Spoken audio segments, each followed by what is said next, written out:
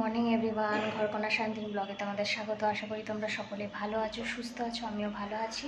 ঘড়িতে এখন বাজে হচ্ছে 8:45। এদিকে ভাত আর এদিকে মুগের ডাল করবো মাছের মাথা দিয়ে।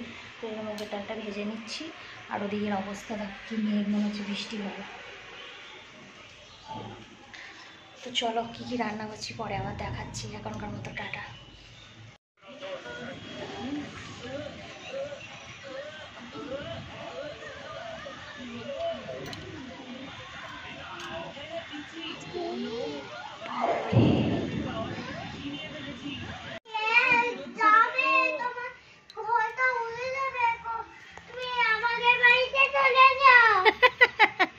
আমার খাওয়া হলো পাউরুটি, এদিকে মাছ ভাজা চলছে আর মাছের মাথাটাও ভাজবো, তারপর ডাল করবো। এদিকে দুধ গরম হচ্ছে।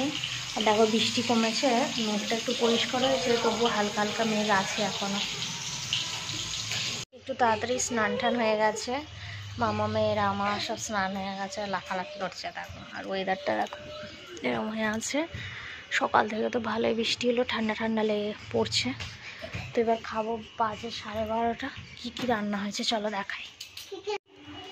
এখানে ঘুঘুটা ছিল, ঘুঘুটা মনে হয় কোথাও চলে গেছে কাল থেকে। আর দেখছি সকাল নেই, আবার আজকেও দেখছি সকালে আসেনি, মনে হয় ঝড় বৃষ্টির জন্য। এই যে কাঁচা কলা ভাজা, বিনস ভাজা। এখানে এটা হচ্ছে মামামের ডাল সিদ্ধ করেছি।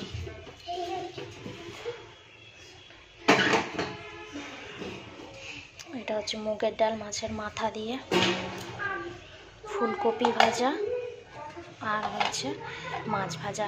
আর কিছু করিনি। তো চলো আমরা এখন খেতে বসবো, পরে আবার কথা হবে। Good evening friends. এই দেখো 5:30 বাজে আর মামামের জন্য সুজি নিয়ে এসেছি গরম গরম। ওর ঠান্ডা লেগেছে একটু, সুজিটা খেলে ভালো লাগবে আর পেটটা একটু ভরা থাকবে। আর আমার জন্য চা নিয়ে এসেছি। আর দেখো এদের মুখ ঢেকে বসে আছে। কে রে? তারপর ওকে পড়তে বসাবো, তারপর বাচ্চাটাও আসবে পড়বে। তো চলো খাইয়ে নিই, পরে কথা হবে। 8:30 বেজে গেছে, মামামকে এই খাওয়াবো। মামামের রাতের খাবার ডাল সিদ্ধ, একটু আলু সিদ্ধ আর বিনস ভাজা। আর বিছানাপত্র সব আমার গোছানো হয়ে গেছে। আমি খাবার আনতে গেছি, এসে দেখিও শোয়ার জন্য প্রস্তুত হয়ে গেছে ঢাকনা দিয়ে। আগে তো খেতে হবে মা, তারপর তো শোয়া। আজকে চুল বেঁধে দেওয়ার টাইম পাইনি, চুলটাও কিরম খেপির মতো হয়ে আছে। মাঝে মাঝে ভাবি যে একজন মা কতটা প্রয়োজন সন্তানের জন্য, একমাত্র নিজের সন্তানকে দেখলেই বোঝা যায়। মা না হলে হয়তো বুঝতাম না। মা হওয়ার পর বুঝেছি যে একটা সন্তান বাবা ছাড়া মানুষ হয়, কিন্তু মা ছাড়া কোনো দিনের জন্য মানুষ হবে না। যতই ঠাকুমা থাকুক আর যতই দিদিমা থাকুক, যে যতই দরদ দেখাক, এটাই সত্যি কথা, মা ছাড়া কোনোদিনও মানুষ হবে না। তো যাই হোক, নিজের পরিস্থিতি দিয়ে আমি বুঝতে পারি যে আমার সবসময় মনে হয় আমি অসুস্থ হলে মেয়ের কী হবে, সেটাই হচ্ছে বড় চিন্তা।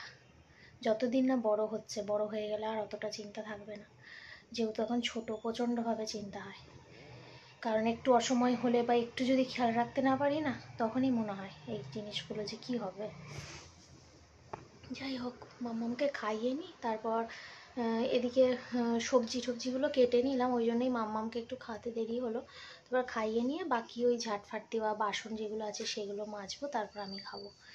এই সন্ধ্যের পর থেকে না, সকাল থেকে যেমন তেমন, সন্ধ্যের পর থেকে আর মানে খুব ক্লান্ত লাগে নিজের শরীরটা। মনে হয় যে ছেড়ে দিয়ে আর কিছু করবো না, মনে হয় পারবো না, এরকম মনে হয়।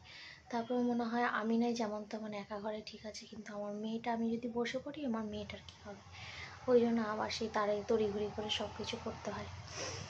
তো যাই হোক, মামামকে খাইনি, পরে আবার কথা বলছি। মামামকে তো খাইয়ে দিয়েছি। মামাম দেখো বসে বসে ওখানে টিভি দেখছে, কোলে পুতুলটাকে নিয়ে ঢাকা দিয়ে মন দিয়ে টিভি দেখছে। আর আমি হচ্ছে সব গোছানো করে ফেলেছি। এবার খাবো ভাত, খিদে পেয়ে গেছে। তা কী খাবো আজকে একবার দেখিয়ে দিই। দেখো, রাতে মামামের একটু মুসুরির ডাল ছিল, সেটা দিয়ে ভাত হয়ে যাবে, খাবো আমি। এটা তোমাদের দাদাভাই খাবে, আমার খুব একটা প্রিয় না, কিন্তু তোমাদের দাদাভাইয়ের খুব প্রিয় খাবার এটা, মাছের মাথা দিয়ে ডাল। এটা তোমাদের দাদাভাই খাবে।